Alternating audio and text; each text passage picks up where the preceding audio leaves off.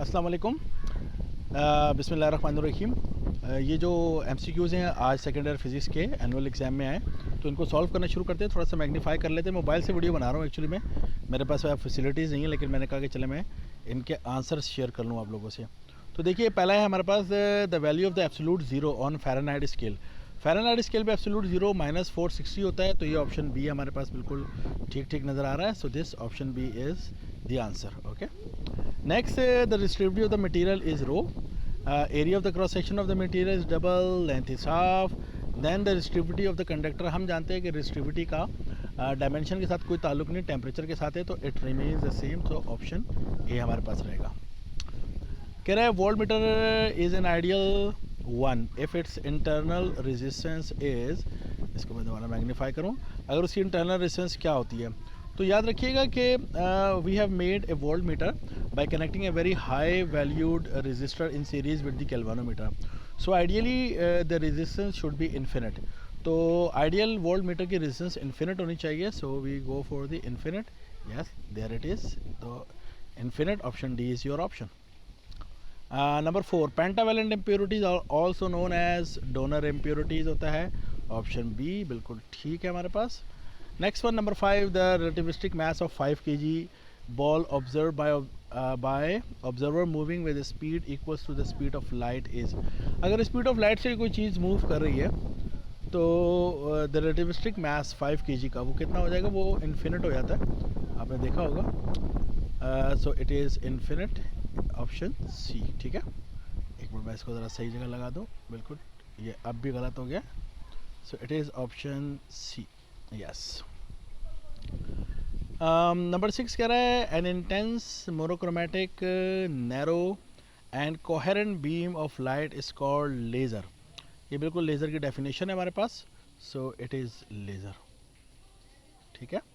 Next one, the force that hold nucleon together in nucleus. Nucleon को जो जोड़ के रखती है उसे हम कहते हैं basically strong nuclear force.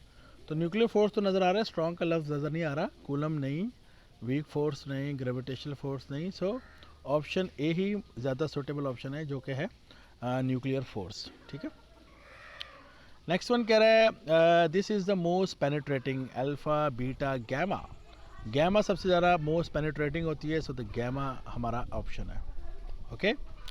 Next one is 4 bulb हैं 10, 20, 30 और 40 वोल्ट के, कनेक्टेड है सीरीज़ में. The bulb that will shine the most, जिसकी पावर ज़्यादा होगी, जाहिर सी बात है 40 वोल्ट का बल्ब है हमारे पास, तो 40 वोल्ट सबसे ज़्यादा शाइन करेगा हमारे पास. तो the option is 40 watt. Okay. Next है photoelectric effect prove this nature of light. कौन सी लाइट की नेचर प्रूव करता है, पार्टिकल नेचर को प्रूव करता है. So particle nature.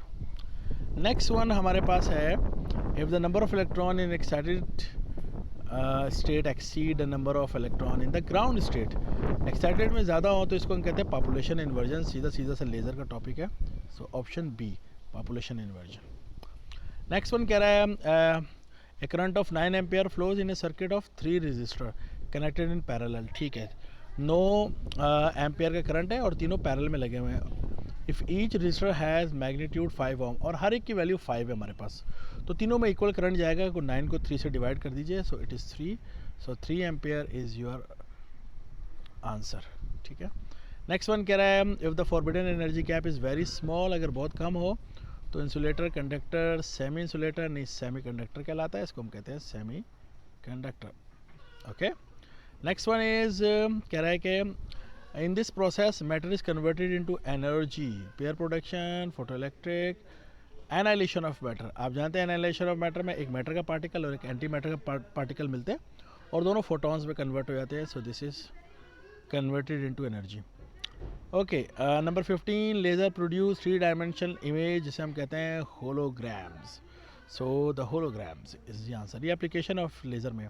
The number of neutron in uranium 235. Number of neutron कैसे, ए में से जेड को माइनस करते हैं. अगर आपने वीडियोस देखी हो तो ए कितना लिखा हुआ है 235 और जेड कितना है 92. 235 माइनस 92, सो मेरे ख्याल है 143 हमारे पास ये आंसर है. Next one is transformer step up step down. किसको स्टेप अप स्टेप डाउन करता है, सिर्फ और सिर्फ एसी को करता है. बाकी ऑप्शन को देखने की ज़रूरत नहीं है. DC only, both AC DC ना, सिर्फ AC. Okay. The section of the transistor that supplies charge carrier, जो चार्ज कैरियर देता है, तो ट्रांजिस्टर के आप देखें, ये देखें कलेक्टर लिखा हुआ है तो कलेक्ट करता है, बेस है जो कि एक डोर के तौर पे यूज़ होता है, और इमिटर, तो इमिटर करता है ना, इमिट करता है, सो इमिटर। ओके, सो यहाँ जाकर ये हो गया मेरे पास ये सारे पूरे, और मैं दूसरी इसके ऊपर जाता हूँ, एक बार रुकिएगा। So I am moving towards the next one and edit and sorry इसको हटाऊं, ठीक है।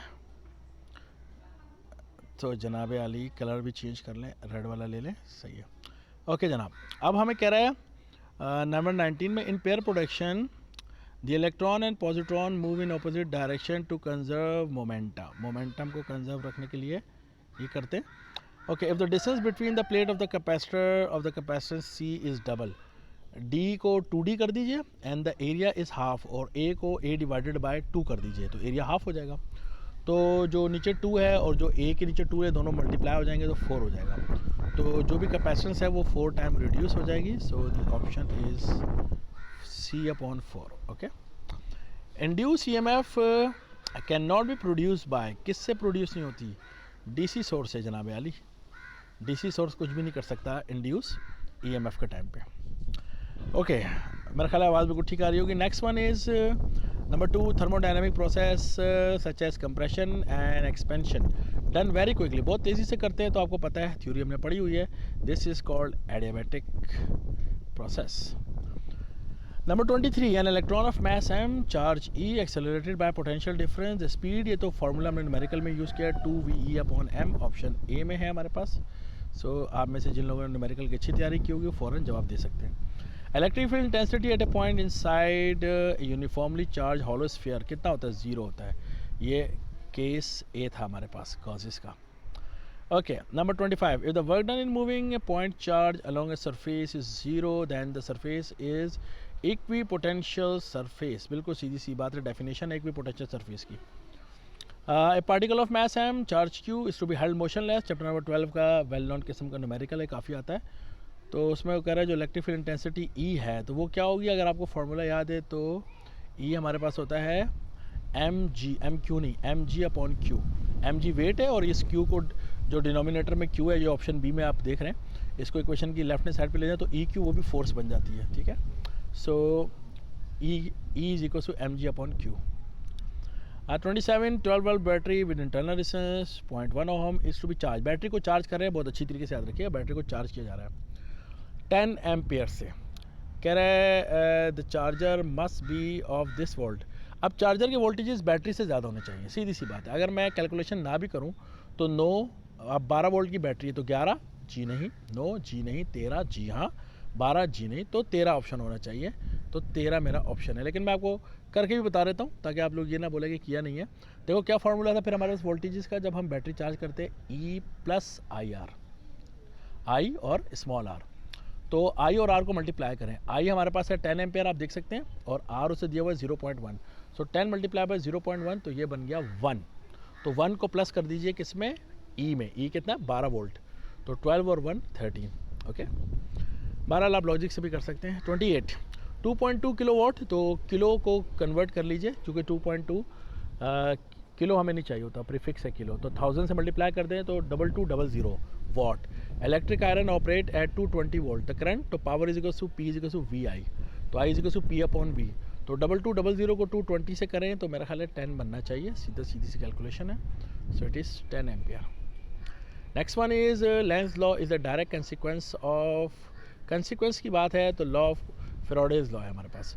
अगर वो पूछता है कि Lenz law is an alternate statement of, किसकी स्टेटमेंट हो सकती है, तो मैं फिर बोलता law of conservation of energy की, ठीक है, लेकिन कंसिक्वेंस बहरहाल वो फैराडे का है। Number 30, when A charge particle enter in magnetic field B with velocity V making an angle theta, magnetic field अगर यूनिफॉर्म होती है तो सर्कुलर होता है, नॉन यूनिफॉर्म होती है तो एलिप्टिकल होता है। तो बहरहाल हमारे कोर्स में चूँकि यूनिफॉर्म मैग्नेटिक फील्ड की बात है तो मैं सर्कुलर पे निशान लगाऊंगा। Minimum energy required for pair production 1.02 mega electron volt, बड़ा वेल नॉन किस्म का MCQ है, 1.02 mega electron volt. L shell, L कौन सा शेल होता है, शेल नंबर 2 होता है, पहला K दूसरा L, तो L का मतलब है दूसरा शेल, तो N की वैल्यू कितनी होगी 2, और अगर आपको याद हो एंगुलर मोमेंटम का फार्मूला, तो वो है एन एच कट, यानी एन एच अपॉन 2 पाई। तो 2 मल्टीप्लाई बाय एच अपॉन 2 पाई, तो 2 से 2 कैंसिल कर दीजिए तो एच अपॉन पाई आ जाएगा। So option C, this is H upon pi, this is my option. Number 33, isotope carbon 14 is mostly use in medical science में भी यूज़ होता है, इंडस्ट्री में भी कह सकते हैं। आर्कियोलॉजी हमारी किताब में लिखा है, आर्कियोलॉजिकल डेटिंग आर्कियोलॉजी के अंदर है, तो मैं इसको आर्कियोलॉजी ही समझ लेता हूँ, ठीक है। So that's it, this is the end of all the MCQs। अगर किसी में आपको कोई कन्फ्यूजन हो तो आप पूछ सकते हैं। Wish you all the best, कि आपने अल्लाह करे कि सब बेहतरीन किया हो, ठीक है। इंशाल्लाह फिर आपसे मुलाकात होगी। अल्लाह हाफिज़।